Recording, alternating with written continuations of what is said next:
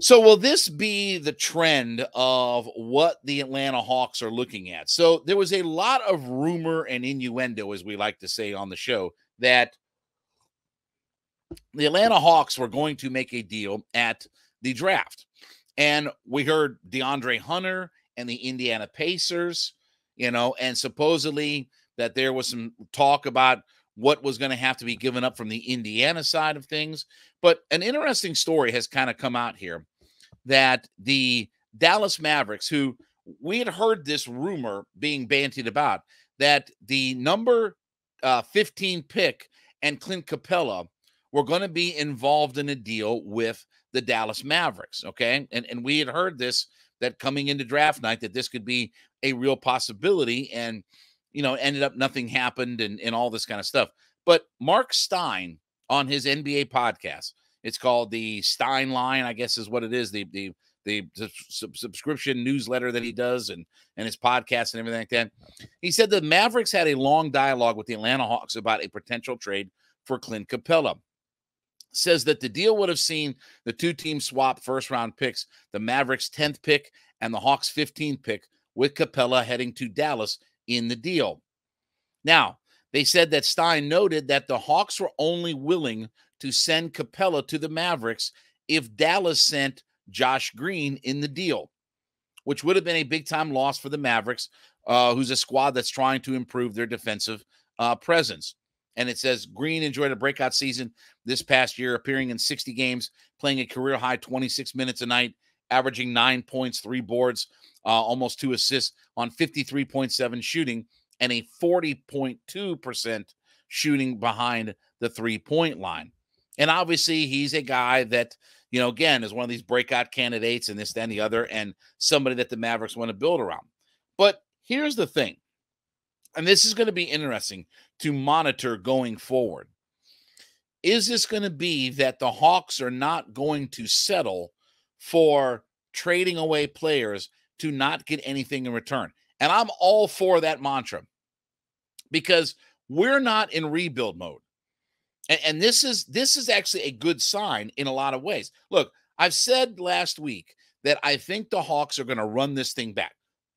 They're going to have their starting five in place, few of their bench pieces, maybe do some tweaks at the very end of their bench, but by and large, run this thing back. It's not going to be to blow this thing up and switch all the roster around and all this good kind of stuff that maybe we were kind of led to believe, or maybe wishfully thought was going to happen. So what I like about this, though, is the fact that we're not going to give up one of our pieces for expiring contracts, that again, those guys can go away, or we buy them out, or whatever. We're not in rebuild mode. We've got to get this roster right and full steam ahead with this roster. Now, again, if we're not trying to stay in the luxury tax and things like that, then you might get into some of those expiring contracts. So this gives me at least a little bit of hope in the idea that maybe we are going to stay in the luxury tax. We're not going to give up our pieces just for the sake of giving up pieces.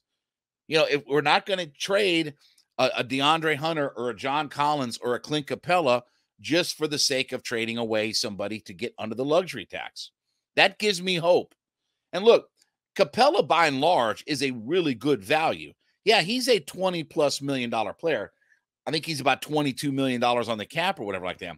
But when you factor in, look, he's half the cost of Rudy Gobert. He's an elite rebounder, a decent, if not good, rim protector. And he can obviously be a double-double machine on a nightly basis. Him and Trae Young have that lob working. And him and Trae a couple of years ago, had the most field goals for teammates, in the NBA. So there's a lot of things to like about Capela. And I've said this before. Look, I want to see Capela stay around for one more year, just basically to give another year to Onyeka Okongwu before he takes over the starting position, right, at center. It's a lot different starting 82 games as a starting center in the NBA than just coming off the bench and, different moments, stuff like that. But the bigger overall point is that we stuck to our guns. We weren't going to give up Capela just for the sake of giving him up, trying to get under the luxury tax, taking on expiring contracts, and all this kind of stuff. That we wanted a really good player in return. And that gives me a lot of hope that maybe this isn't all about the luxury tax.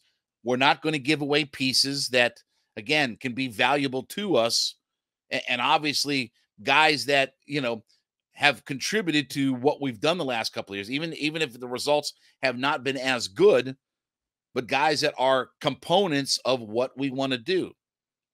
And I hope that, like I said, I think that they're going to run this thing back.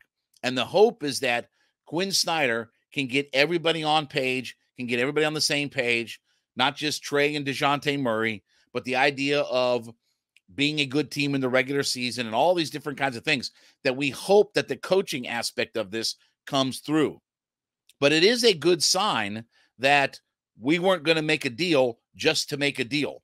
We weren't going to give away one of our pieces just to give away one of our pieces. It helps me feel better about where we're maybe going to be at with the luxury tax. It helps me feel better about the fact that we're trying to win now ourselves. Dallas is in win now mode, right? With Kyrie and Luka and all these guys they got or whatever like that. Again, I know it's Kyrie, but we call him Kyrie. But anyway, they're in win now mode as well. Well, guess what? We're in win now mode too. We're not going to give away our better pieces. And certainly Capela is a very valued piece for what he makes. He's a very good value in NBA circles. And we're not going to just give that away for the sake of giving it away. So hopefully that this trend will continue. That, look, I would rather keep our pieces, even as inconsistent as they are. I would rather keep our pieces than just give them away for the sake of giving away, just to take expiring contracts, just to get under the luxury tax, just for the sake of trying to do some things financially that make more sense.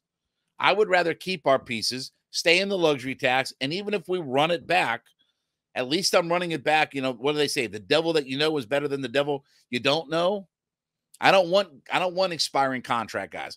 I want us to build a winning culture and a winning club here. And if we have to keep these pieces in place to do it because we're not giving things away, then let's do it. Then let's keep this thing intact.